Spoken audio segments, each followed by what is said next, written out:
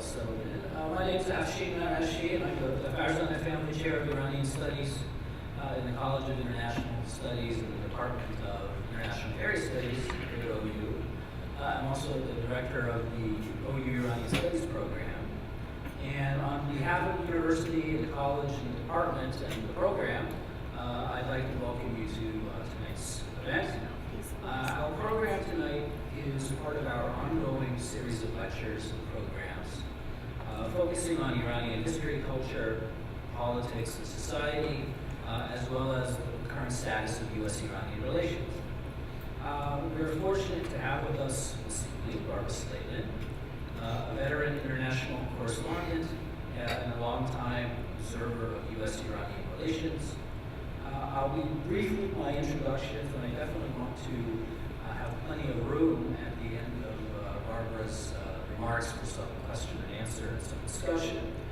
But I was reminded last night that over the past few years, this lecture series has brought a number of important speakers to OU to talk about U.S.-Iranian relations. Some of you will remember, I think a lot of you, I'm looking out, we have some regular attendees here, will remember some of the people that we brought, including Mirza Borujerdi, Ambassador John Lambert, Hala Esfandiari, Guillaume Scherer, Bolu Shanibnejad, Colonel Lawrence Wilkerson, and numerous others. And so I think we're very pleased this evening to add another name to that list, which is the name of Barbara Slavin. Ms. Slavin is currently a senior fellow at the Atlantic Council in Washington, D.C. She is also the Washington correspondent for almonitor.com, a website devoted to news from and about the Middle East. Previously, she has also held visiting positions at the Woodrow Wilson the Woodrow Wilson Center for Scholars, as well as the U.S. Institute for Peace. She is also the author of Bitter Friends, Bosom Enemies, Iran, the U.S., and the Twisted Path to Confrontation, published in 2007. And this is a book that I regularly assign to my students in my U.S.-Iranian relations class. And it's a book that I think is really the best political history of recent U.S.-Iranian relations. And it's really on that basis and on the basis of her reputation as really a serious observer of U.S.-Iranian politics that I invited her to speak to you. The book was published in 2007, and as I told her last night over dinner, I think we're all waiting for the sequel, so we'll have to see how the story ends. So we have a sequel, I'd be happy to assign it to you next time I teach the class. Barbara Slavin is also a regular commentator on NPR, PBS, C-SPAN, and other outlets of that sort. She has also served as managing editor at the Washington Times, senior diplomatic reporter for USA Today, and as Cairo correspondent for The Economist. Her experience in covering Iranian politics goes back at least a couple of decades. She has traveled to Iran 9 times, and she has interviewed every Iranian president since Hashemi Rafsanjani, including most recently the new president Hassan Rouhani in 2013. And if all of that was not enough to sort of bolster her journalistic credentials, she told me yesterday that she also has over 10,000 Twitter followers. So we are very happy that she's come to the University of Oklahoma. Please join me in welcoming Barbara Slavin.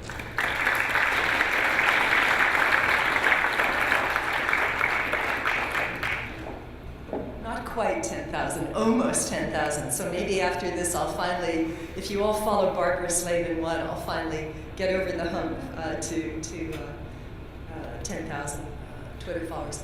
Thank you very much for inviting me. Thank you to the Farzana family. Thank you to OU.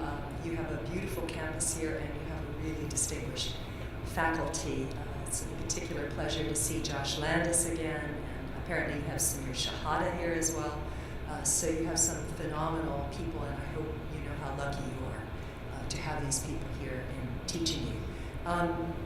The U.S. and Iran has become my topic. I was very fortunate at USA Today to be able to travel to Iran in 1996. And that was my first visit, and it was absolutely fascinating, and I conned my editors into sending me back every year or so after that, and I found other ways of getting back to Iran ever since.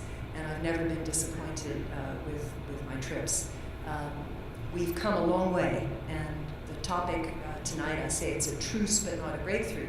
I think we all have to be cognizant of how much progress actually has been made over the years when you consider that Iran had a revolution 36 years ago, and one of the pillars of that revolution was opposition to the United States, or as it's still called in some circles in Iran, the Great Satan. So I think you know that the timing of my remarks is not bad. Iran and the United States are in the midst of daily conversations about a nuclear agreement that could curb Iran's ability to build nuclear weapons and potentially do a lot more. A deal would mean that the US and Iran have moved beyond a truce, and it could open the prospect of cooperation on other issues that have literally set the Middle East on fire. But even if there is no breakthrough, I would argue that the truce alone signifies a dramatic shift in relations after more than 3 decades of mutual demonization. As I mentioned, this week marks the 36th anniversary of the culmination of the Iranian Revolution. This is a period they call in Iran the 10 Days of Dawn. It begins on February the 1st, when Ayatollah Ruhollah Khomeini, the leader of the Islamic Revolution, returned to Iran from exile. And it ends on February 11th, when the last prime minister of the Shah of Iran resigned. This is a period that is very interesting. On February the 11th, which is sort of like Iran's July 4th, Iranians are encouraged, some might even say obliged, to attend a very big rally in a major square in Tehran that's called Azadi, or Freedom Square. And usually they chant slogans against the United States. I'm sure you've all heard the Death to America chant that often is featured in these celebrations. But for anybody who's been to Iran and knows Iran, they know that these slogans are a facade. They are a stale ritual that is ignored by most Iranians, who for years have felt that they haven't had that much to celebrate.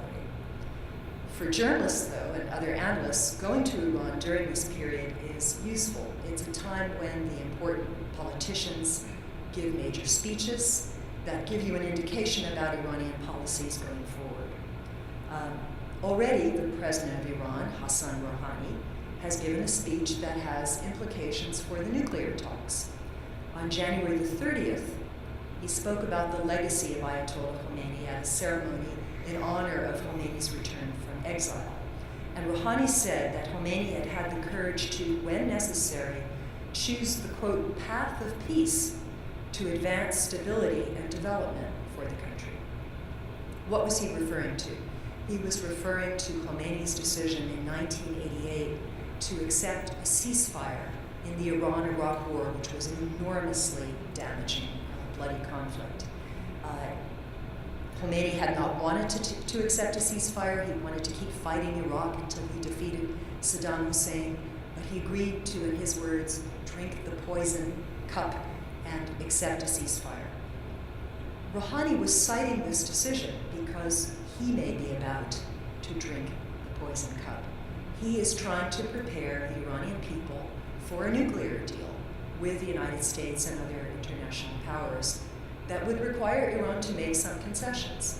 Not enough concessions in the view of some people in this country and in Israel and in Saudi Arabia, but still concessions from the Iranian point of view. I think Rouhani is going to continue to talk about Khomeini and what Khomeini did for Iranian national interests throughout the next few days, culminating on February 11th when he will give a major speech in Azadi Square. Iran is often portrayed in this country as a totalitarian state. It is not. It's much more complicated than that. There's a supreme religious leader. It used to be Khomeini, now it's Khamenei, spelled slightly different. And the supreme leader is a religious figure who has the final say on all major decisions, foreign and domestic, in Iran. But the leader has to take into account important constituencies within Iranian society, within the Iranian political elite, as well as, to some extent, popular opinion, which is reflected in regular elections for a president and parliament. Rouhani was elected in 2013 on a platform of getting relief from economic sanctions which had been imposed on Iran because of its nuclear program, and returning Iran to the community of nations, easing the isolation that Iran has been in for the last few years. When Rouhani came in, there had been negotiations before him, but they never got anywhere. Rouhani came in, though, and all of a sudden, Iranians began to see some real progress. He appointed a negotiating team led by a very able foreign minister, Javad Zarif, who you see there smiling at John Kerry. And after just a couple of months of negotiations, they reached an interim nuclear deal, which has established what I call a truce between the United States and Iran. It put severe restrictions on Iran's nuclear program in return for some minimal sanctions relief. But it did a lot more than that. And I think that we have to understand what this means in terms of Iranian politics. Iran has politics, and there are factions that are opposed to any kind of improvement in relations with the United States. There are some that are very worried that a comprehensive nuclear deal would strengthen the power of President Rouhani and his faction, and that they would take over parliament in the next elections. Parliament now is dominated by conservative factions. The parliament in Iran can be an obstacle to Iranian foreign policy. And we have seen a kind of tit-for-tat exchange of threats between our Congress and the Iranian parliament in recent weeks, where our Congress is threatening to impose new sanctions, and the Iranian parliament says, well, if you do that, we're going to pass legislation requiring that Iran enrich uranium to higher and higher levels. We can talk a little bit more about the domestic politics, both in Iran and the US, during the Q&A. Now, the question everybody is asking now is, will there be a deal? And I remain cautiously optimistic for two reasons. First is the mood of the Iranian people. Iranians have suffered through the last 36 years of the Islamic Republic, and many, frankly, are fed up with the lack of achievements of their government. They're particularly upset by the lack of economic progress. There's an entire generation and a half that was born after the revolution that sees their country falling behind instead of taking what they see as its rightful place in the region, and certainly in terms of economic progress. They look particularly at countries like Turkey that have made a lot of advances in recent years and say, why is Iran, a country of similar size and population, not at that level or even higher? Now, there have been some accomplishments, particularly in areas like public health and education. Iran now is the most literate country in the region, and that includes women. And the public health standards are really excellent, again, compared to many in the region. But economic sanctions and mismanagement have prevented Iran from achieving its true potential. We have high unemployment there still, a brain drain. Many young Iranians leave the country. I'm sure there's some here, or others who are trying to come, particularly for postgraduate education. Iranians are very good in general in science and math, and those that can leave do leave, and they often don't go back. When I was last in Iran, it was for the inauguration of Hassan Rouhani in August of 2013, and the mood was one of, how shall I put it, cynicism, overwhelming cynicism. People were happy that Rouhani had won. He was considered the least bad of all the candidates who were running, but they weren't really sure that he was going to be able to deliver on his promises, and frankly, there were analysts in Washington who were more enthusiastic about Rouhani than Iranians were. Now, the mood improved a little bit when Iran reached a temporary agreement with the United States and the other permanent members of the UN Security Council in Germany, the so-called P5+1. But hopes for a long-term agreement were deflated this past November, and Iranians are very concerned. Will their government be able to deliver? One way to measure this is the value of the Iranian currency, which had recovered a little bit. It was about 10,000 reals to the dollar when before the sanctions. It deteriorated to about 40,000, recovered to about 25,000. Now it's at 35,000 again. People are voting with their money. They are changing their money into dollars because they don't necessarily trust this government to deliver. So the mood of the country is one important factor that I think the government has to take into account. The supreme leader has to take into account. And that's one of the reasons why I think there will be a deal, because I believe the entire Iranian political elite understands that their popularity rests on delivering on a nuclear deal. And the second factor that, in my view, argues in favor of an agreement is the extraordinary amount of time and energy that both sides have devoted to this process. As we speak, diplomats from Iran and the United States, as I mentioned, are in contact on a daily basis. Even when they're not meeting in person, they're telephoning each other, they're sending emails, and they are working very, very hard to narrow the gaps on several key issues. For those of you who are nuclear wonks, I can get into the details more in the Q&A, but let me just say briefly, it has to do with the size of Iran's uranium enrichment program, how many centrifuges Iran can have operating. The stockpile of low-enriched uranium that Iran will be allowed to retain under an agreement, the duration of an agreement, how long Iran will have to accept these restrictions on its program, and the schedule for easing sanctions on Iran, sanctions that were imposed by the United Nations, the European Union, and the US government. The goal now is for a political framework agreement by the end of March, by Iranian New Year, Truce, and a comprehensive deal by the end of June. As I mentioned, the US Congress is threatening to pass new sanctions against Iran. They've agreed to wait until the end of March before there will be a vote, at least in the US Senate. President Obama has threatened to veto any new sanctions legislation, arguing that it would violate this interim agreement that was reached last year. But there are some in Congress that may defy the president, even though it's unlikely that they can achieve a veto-proof majority in the Senate. For opponents of President Obama, Iran has emerged as a big foreign policy issue. It's one of the issues that people use to accuse him of being an appeaser, of being soft, of not being sufficiently tough with Iran. Others argue that we have other priorities in the region. Those of you who may have checked the news lately understand that this group that calls itself the Islamic State is far exceeding any other organization, I think, in terms of brutality, absolute savagery.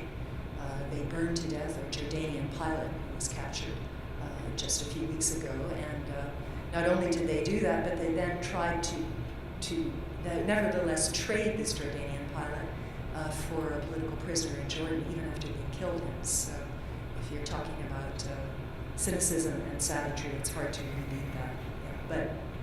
But we can also talk a little bit more about IS if you like afterwards.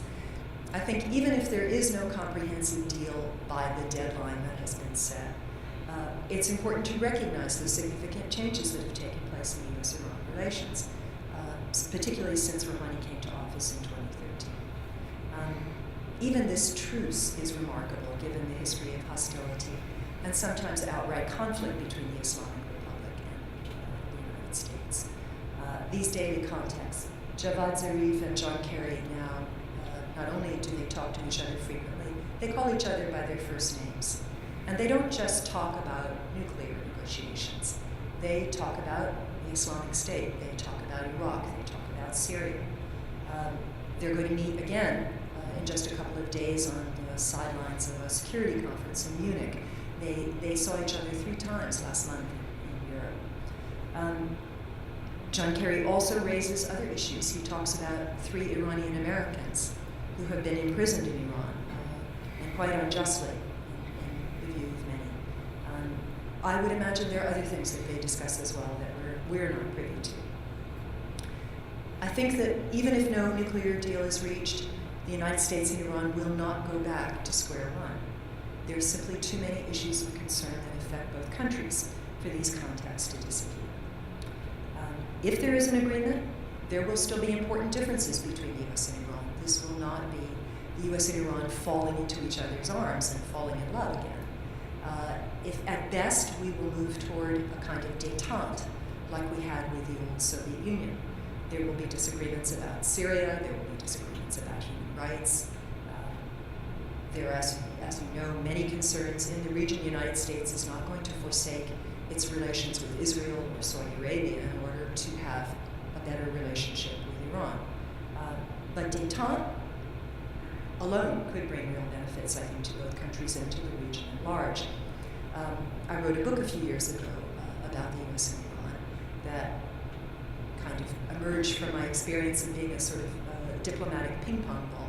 I used to cover U.S. policy toward Iran. I was a diplomatic correspondent. I traveled with secretaries of state. I saw what Madeleine Albright and Colin Powell and Condi Rice tried to do in terms of policy toward Iran, and then I would go to Iran and see how it affected them on their side and what messages they were sending back to the United States. In those days, they didn't have a direct line of communication, and so sometimes journalists like me were used as a sort of conduit to pass messages back and forth. So I wrote this book, Bitter Friends, Bosom Enemies, and I compared the U.S. and Iran to a long married couple that had gone through a bitter divorce. And I said that the two countries might never get back together again with the same intimacy that they once had, but they might acknowledge that they had wronged each other and learn to interact in a less destructive way for the benefit of the children. So that is my profound hope.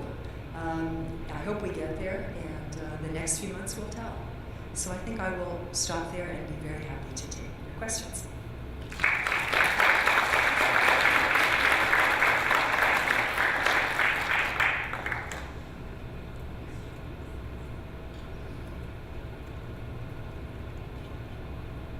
Questions?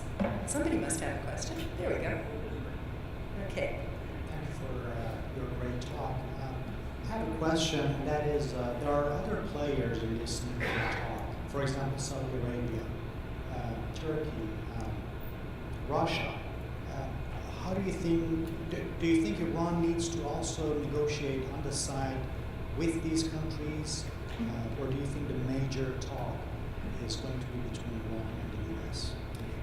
Well, obviously, the major negotiation is between the United States and Iran. If the United States agrees to a nuclear agreement, the other members of this P5+1, that's Britain, France, Germany, China, Russia, are not going to object. They will most likely accept any agreement that's okay with the United States. At the same time, the United States is briefing Saudi Arabia, briefing Israel, briefing Turkey, other interested parties about what this deal would involve. So they're not in the room, but they are consulted. That said, Iran needs to also do more to improve its relationship with its neighbors, some of whom are very, very suspicious of Iran, and frankly, for good reason. This is a two-way street. We will see now that Saudi Arabia has a new king, whether there's a greater willingness on the part of Saudi Arabia to talk to Iran about what's going on in Syria, for example. I was saying this earlier. I mean, the Syrian civil war is a catastrophe. It's a humanitarian catastrophe. It's unfortunately going to go on for probably a very long time. But the only way it's going to end is with a political settlement, which will have to have buy-in from Iran, Turkey, Saudi Arabia, Russia, at a minimum, since these are the major players in terms of propping up the opposing sides in that conflict. We have some good signs with the Saudis. Jawad Zarif went to Saudi Arabia to pay his respects after King Abdullah died. There have been some overtures from the Iranians, and the new Saudi king dismissed one of the most anti-Iranian figures in the Saudi government, Bandar bin Sultan, the former ambassador in the United States, who is very identified with supporting Sunni fundamentalist groups in Syria. So they're making some gestures toward each other, and we'll just have to see whether this develops into something.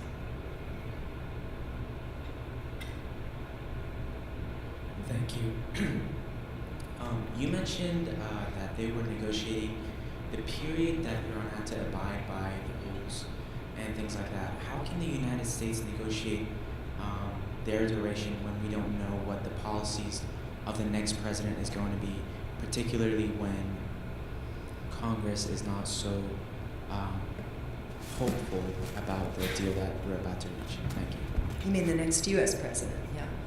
Okay. Let me get off this silly thing here.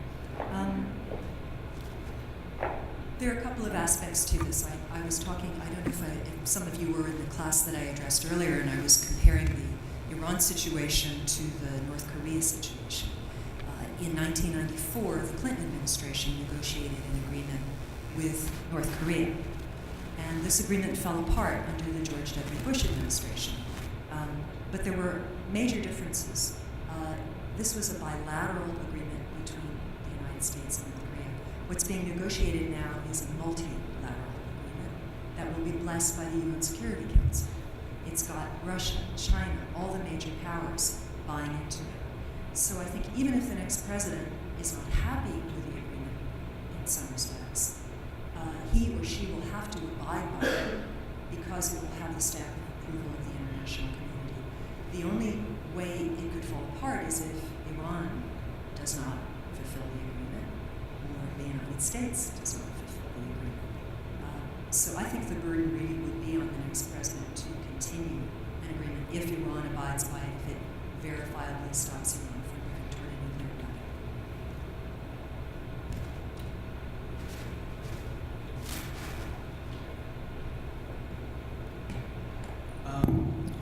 I was curious to hear what your predictions for the future were in this talk, considering the recent actions by Israeli Prime Minister Benjamin Netanyahu.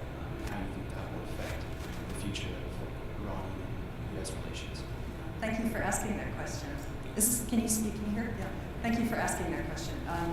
I think Netanyahu has colossally miscalculated by accepting an invitation or asking for an invitation to come and address Congress next month. It's seen as interfering with U.S. foreign policy at a very, very sensitive time. These negotiations are at a very, very sensitive moment. And we all know what Netanyahu is going to say. It's not like he hasn't said it before.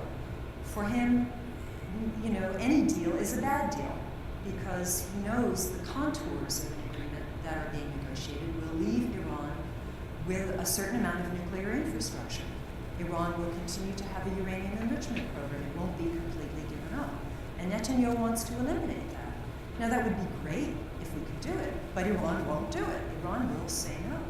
They have sunk billions of dollars in oil revenues, opportunity costs into this program, and they are simply not going to give it all up. And anybody who knows Iranians know they are very proud, and that this agreement has to be one that saves face with the regime or they won't accept it.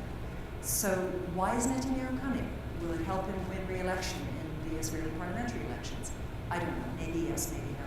But he's putting, in particular, Democrats into a very difficult position. And U.S. policy toward Israel, toward Iran, it's been bipartisan. And he's putting Democrats in a situation where some of them may not even show up to hear him speak because they see his speech as a slap in the face of President Obama. So I think it was a miscalculation on his part, certainly in terms of American politics. I'm not an expert on Israeli politics. I don't know if it's going to help him win the election. We have others who can maybe tell you that.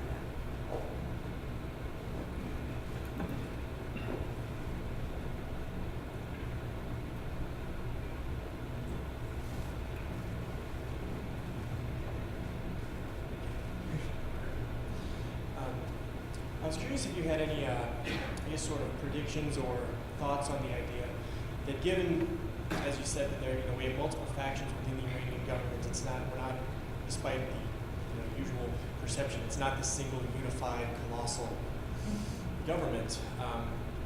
If a deal occurs and it's considered acceptable to Haney, probably most of the population, and especially the supreme leader, I guess what's your thoughts on the potential for conflict, especially with hardline elements, possibly supported by the IRGC, people who are very, very strongly invested in not having a deal and have financially invested a lot of their credibility in terms of making sure that the U.S. stays propped up as the great evil that has to be fought in every single way. Do you see potential for, if not a coup or some, what sorts of potential for conflict might you see if a deal does go through? Well, you're absolutely right. There are people in Iran, like Netanyahu, who think that any deal is a bad deal because it will challenge their economic interests. There are people who made a lot of money off sanctions, off smuggling, for example. And as I mentioned, people who are worried that their faction in parliament is going to be thrown out, that the reformists, so-called, will win the next parliamentary elections next year. But the supreme leader will be able, I think, to exercise discipline. Under their system, Khamenei has the last word. He consults widely. He has a National Security Council that has all the major players in the government represented. But if there is a consensus in that National Security Council that this is a good deal, I think he will be able to keep these people from ruining it. There may be incidents still. I mean, they may pick up another Iranian American unjustifiably and throw them in jail.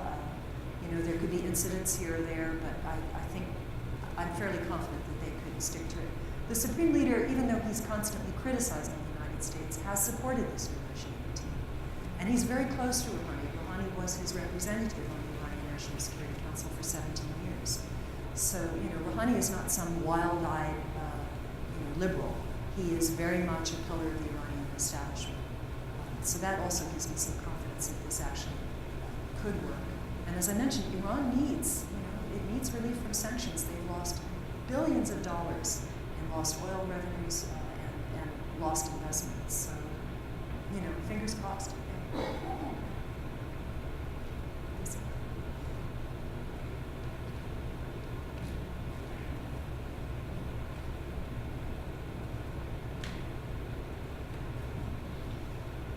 There's been much debate of whether Iran intends to would use its nuclear program for civilian or military purposes in order to develop a nuclear device. I believe Iran has denied wanting to make it for military purposes. Do you feel these claims are legitimate, or do they intend to use it for less legitimate means? I think that the Iranians want to have the capability to make nuclear weapons if they feel that it is required, but I don't believe they actually want to have the weapons. It would actually put them, and Zarif says this constantly, it would put them in a worse strategic situation because they know very well that the Saudis, for example, would go and get nuclear weapons, that they would really trigger a nuclear arms race in the region that they couldn't win. The Saudis have over $700 billion in reserves. They have a relationship with Pakistan. They could buy some Pakistani nukes. They finance the Pakistani nuclear program. So what the Iranians want is the capability. It's very important. This program was started by the United States in the 1950s. We gave the Shah his very first nuclear reactor, President Eisenhower did. And I call it the slowest moving proliferation program in the history of mankind. Since Iran started down this path, Israel, China, India, Pakistan, and North Korea have all developed nuclear weapons, but Iran has not. If they really wanted them so badly, they would have done it. I think they see it now as a sign of prestige, having this program, national pride. Yes, they want nuclear energy, and they have an operating nuclear reactor at Bushehr. They want more, they say. Frankly, if I were Iranian, I would concentrate on solar power. I think it's much more sensible from their point of view. And nuclear power, be that as it may, they know that it's a sign of an advanced industrial country to have nuclear power.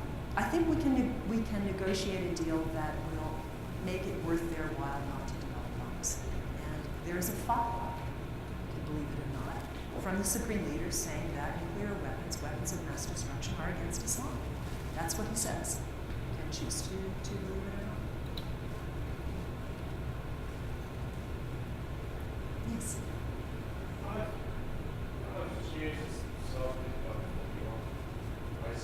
Sure.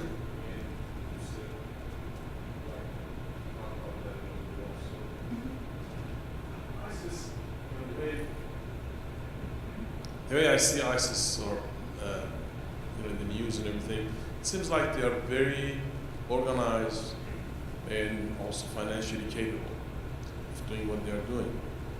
The capability of being organized, definitely there should be some people training them and teaching them how they do it, strategic things they do. Plus, I know they get some oil money, but is it enough to finance all these activities they have? Well, a lot of the members of the Islamic State are not Islamic fundamentalists at all. They're Baathists. They were part of the regime of Saddam Hussein, and after the United States invaded Iraq and through Saddam, these people, a lot of them retreated to Syria. The Syrian government at the time allowed them to go there, and they organized Al-Qaeda in Iraq. So some of these people are really hardened military types who have had a lot of experience fighting in the war against Iran, fighting the United States over the years. That's, I think, where a lot of the expertise comes from. In terms of the money, yes, they were fairly successful. They took over some oil wells, some oil refineries in Syria. They were able to sell some of this oil. The U.S. government has blown up a number of the refineries, and I think their resources are limited now. But, of course, the other way that they've operated is through kidnapping people for ransom. And, of course, we see these horrific stories about the captives who were murdered, but some of them are quietly exchanged for a great deal of money. And, Europeans of various sorts, others Turks, people that they managed to pick up. So, they've also taken money from banks in the places that they've captured. So they do have resources. It's my hope, though, that their behavior, which is so horrific, will alienate enough people that they will not continue to get these recruits. I've read now reports that they have 20,000 foreign fighters who've been attracted to the Islamic State. And some of these people are motivated by religion or ideology, but a lot of them are just disaffected, alienated young people looking for thrills. And what can you do? How can you stop these people from going to join what they see as an exciting prospect? Hopefully, as the group begins to lose the bit of steam, if it does begin to lose the bit of steam, then people will be turned off and won't see this as such a great idea. But we have power vacuums in so much of the Middle East now. Syria is a largely failed state. Iraq, Libya is another place, other parts of North Africa. So, frankly, if I were President Obama, I'm not sure I would know how to behave, because when we confront them head-on militarily, yes, it achieves some goals, but it also creates new enemies for the United States, and it's a recruitment tool in some ways for the Islamic State. I think this is a problem that the Muslim world has to focus on and deal with. Iran is on the same side as the United States against this group. This is a group that hates Shia Muslims, and Iran is the world's largest Shia country. So this is another area where we should be able to cooperate with the Iranians, at least behind the scenes.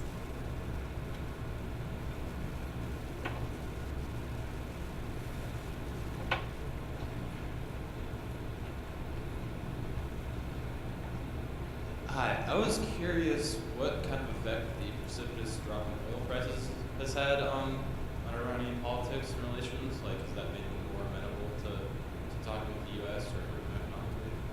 Yeah, absolutely. This is, the drop in oil prices has compounded the impact of the economic sanctions on the Iranian economy. Their budget is based on a price of oil that's at least $72 a barrel, and the price of oil is hovering around 50. So, that's going to be very damaging for them. It certainly diminishes their future earnings. Right now, there's a situation, though, where they can't even get hold of the money that they've already earned. Most of it, about $100 billion, is frozen in foreign bank accounts. And under this interim nuclear deal, they have an allowance of $700 million a month, and the rest stays frozen. So, it's not hitting them so much now, but certainly in the future there will be less money for them if there's a deal and the sanctions are lifted. Less money for them to invest in their own economy. And the Saudis, of course, know this, and that's one of the reasons why they're not cutting production. Josh. In the larger Middle East, Shiites, particularly in the Arab world, were really downtrodden and were the dirt farmers, I guess, in the Arab world. With the Iranian Revolution 79, you get the Shiite awakening, growth of Hezbollah in southern Lebanon, the empowerment, the assist of Alawites. Then Iraq, of course, gets reversed, largely due to America. And now Yemeni Shiites are coming into their own. Bahrain has risen up. And this has caused great anxiety in a Sunni world that is used to thinking of Sunnis as the Arab world as a Sunni world. Mm-hmm. And it's being challenged by this awakening of their Shiite minorities, and in some cases majorities. How do you see this? Are we at a nadir? I think it's going to get better from here, or do they get worse? Boy, I guess that's the question I'm asking. So much is going to depend on Saudi-Iranian relations because, let's face it, this is a proxy war that's going on between Iran and Saudi Arabia all throughout the Middle East. I heard an Iranian professor recently say that Yemen is revenge for Bahrain. You know, the Saudis intervened in Bahrain and they squashed a rebellion by the majority who happened to be Shia. And so the Iranians said, okay, and they started giving more support to the Houthi rebels in Yemen, who are Shia, but not Shia like the Iranians are. They're a member of another strain of Shias. Basically, you know, Iran cannot have influence in places unless there are grievances that are deep-seated and historic. So it worked in Lebanon because the Shia, as you pointed out, even though they were the largest community, were the most downtrodden in Lebanon. You got Hezbollah, but we also have to thank the Israelis for that. They invaded Lebanon, and there would be no Hezbollah if Israel had invaded Lebanon in 1982, and then, you know, brought to power a narrow minority government that was propped up by Israel and later by the United States. So we got Hezbollah. Iraq, as you point out, that's the gift of President George W. Bush.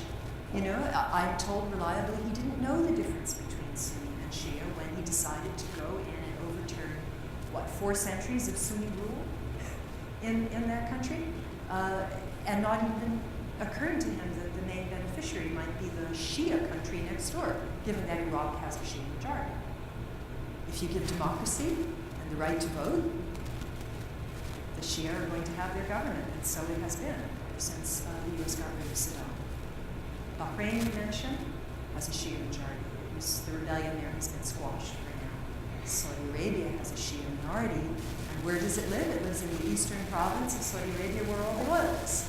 So needless to say, the Saudis are very nervous about the rise of Shia nationalism. And now we have Yemen, where the Saudis, the United States, the GCC countries tried to sort of patch together a new government after the uprising against Ali Abdullah Saleh. That has now fallen apart, but the Houthi rebels know that they can't govern the whole country.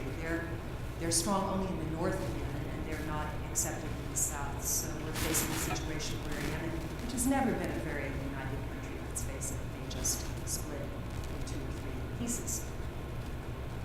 Josh Landis has written eloquently about the sort of ethnic fracturing of the whole region, the whole Levant, along sectarian lines, and he compares it to the old Yugoslavia. It may be that Syria, Iraq, will never really be united countries again, because they will split into Kurdish regions and Shia regions, or in the case of Syria, Alawi regions. I don't know that the United States, with all its military might, can put these countries back together again. But we have to do something to make sure that they don't become safe havens for these maniacal terrorists. That's the good news.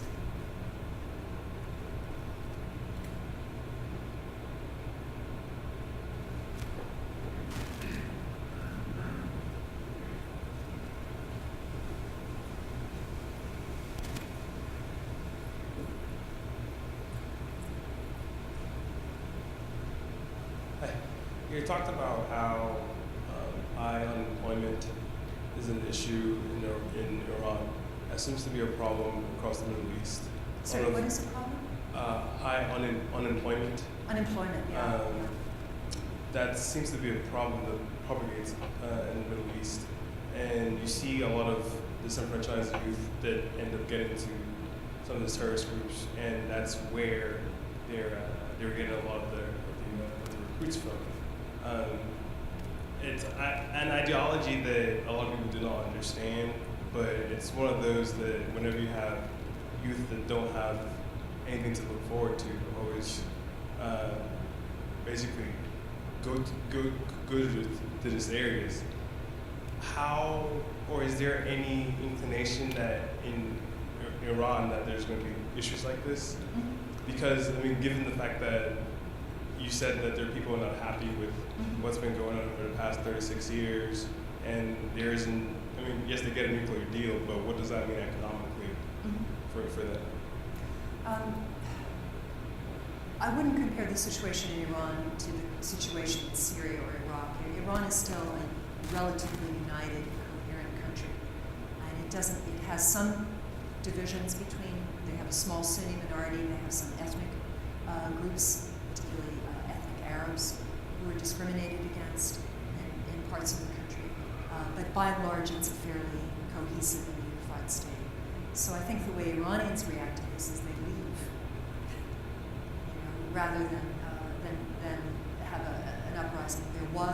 They had a revolution 36 years ago. It didn't turn out the way they had hoped. It was hijacked by Islamic fundamentalists. And then in 2009, they had an election that is widely believed to have been stolen by Ahmadinejad, the incumbent. There were mass protests, the biggest since the revolution, and they were put down very quickly and very efficiently by the security forces. So I don't think you're going to see Iranian young people coming to the streets and risk their lives again to try to change the regime. If they get a nuclear deal, if the sanctions start to be lifted, you will see foreign investment return. You will see more jobs, and that is the great hope for me. That Iran will be able to provide for its young people, and you won't see this terrible brain drain, which has been a gift for the United States. We've been enormously enriched by the Iranian American community, but of course it's been a terrible loss for Iran. For these other communities, I mean, it's really a vicious cycle because the more instability you have, the less likely anybody is to actually invest, in a country. I remember when Syria was a place that tourists wanted to go. Now you have to, have your head examined to go to Syria. What? So you get beheaded by ISIS? It's a terrible shame. Even Egypt, where I lived for 4 years, is kind of a scary place right now. There's a lot of instability. There's a lot of violence because of the political upheaval that's taking place. So it's, the Middle East seems cursed, I sometimes think. They really can't seem to get a break. And it's just going to be a long process of learning how to govern in a way that does not exclude everyone else, learning how to share power, how not to try to solve your problems through violence. And, it's not looking real good right now, I have to say. It's keeping people, like a number of us in this room, employed here, even if it's not employment. Yeah, please.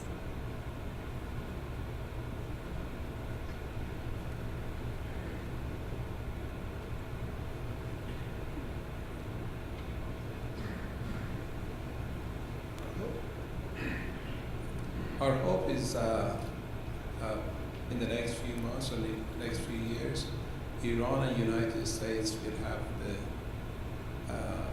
agreement done.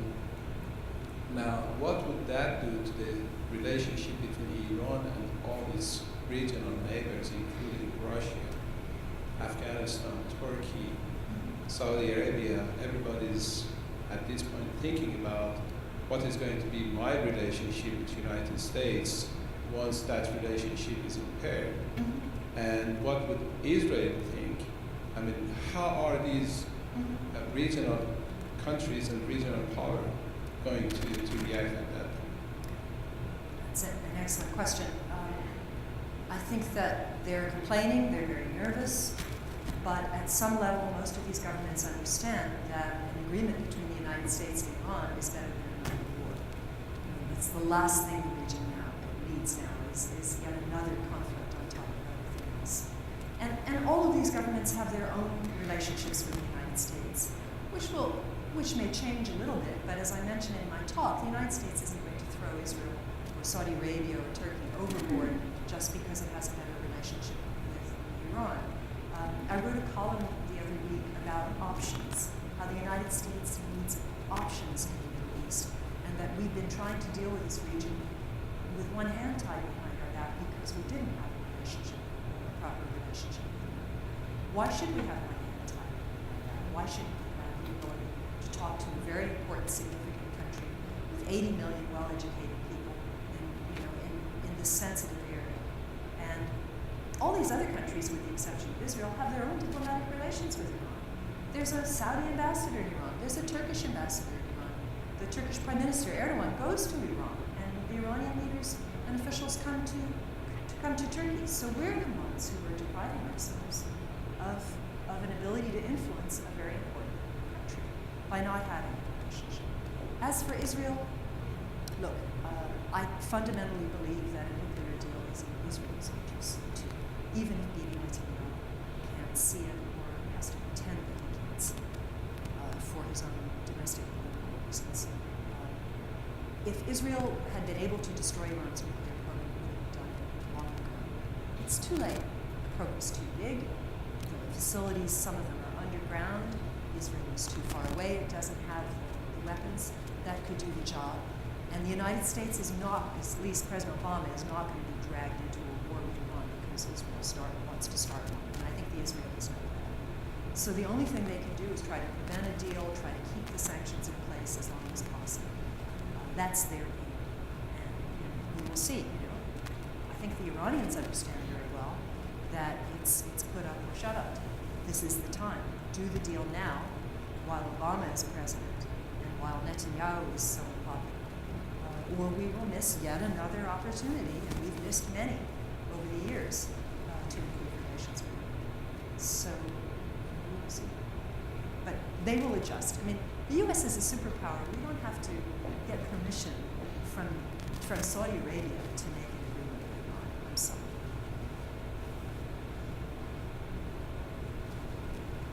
And if there are people here from Saudi Arabia, I apologize, but that's how I feel.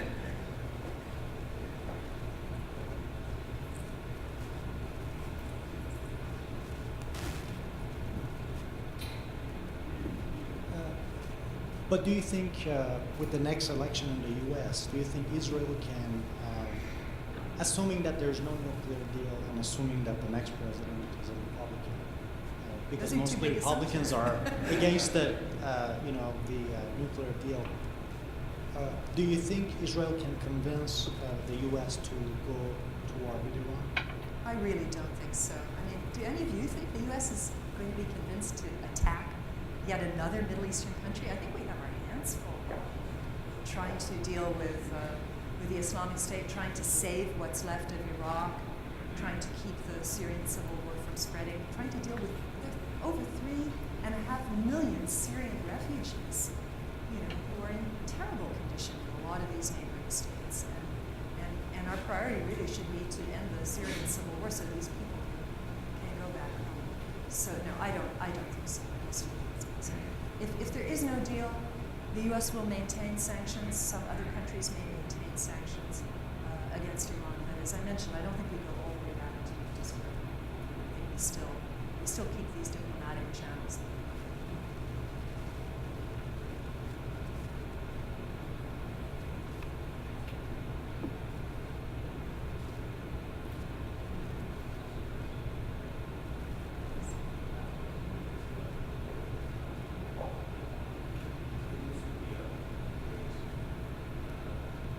Is your book, Sure. Bitter Friends and Bosom Enemies. In that book, you talk about this narrative of missed opportunities, which Yes. is one of the ways in which we've come to talk about U.S.-Iranian relations in the last 20 years or so. And in previous diplomatic negotiations or moments of possibilities, there's always been a kind of trigger event that has derailed the negotiations. Could you maybe just talk about a little bit about those previous experiences, and is there anything like that that could happen today, or are we sort of beyond that stage now, or should we expect something to derail negotiations at this point? Well, the Middle East, as they say, can always get worse. It usually does. So, yeah, of course it's possible. But I think we have moved on because in the past, there was very little U.S.-Iran direct communication. There were overtures that were sent via third parties. I write about some of this in my book. When I was in Iran in 2006, the then National Security Advisor of Iran, Ali Larijani, sent a message through me to the U.S. National Security Advisor, Steve Hadley, that he wanted to open a back channel with Steve Hadley. Why me? He knew I was a correspondent in Washington, that I had access to American officials in Washington, that I covered the State Department, etc. needless to say, this back channel, I don't think it ever really materialized, but they couldn't just come out and have a meeting. A couple weeks ago, Zarif and Kerry went for a 15-minute walk together by themselves in Geneva, and just chatted away like old friends. So I think we've moved beyond these kinds of situations. I think we also understand better what antagonizes each other. And certainly on the U.S. side, Obama uses very respectful language when he talks about it. At the same time, he also has been very upfront that he will not permit Iran to get a nuclear weapon. And he's done things like improved a virus that infected Iranian computers and their nuclear installations, Stuxnet, to slow the program down. All of this before the negotiations were done. So look, it's possible, but again, I think we've already had the paradigm shift as far as I'm concerned. The worst that happens is that we kind of stay where we are for a while longer, but I don't think. Well, I think that gives us plenty to think about, and maybe we can even continue the discussion informally. But now, please join me in thanking Barbara Slavin.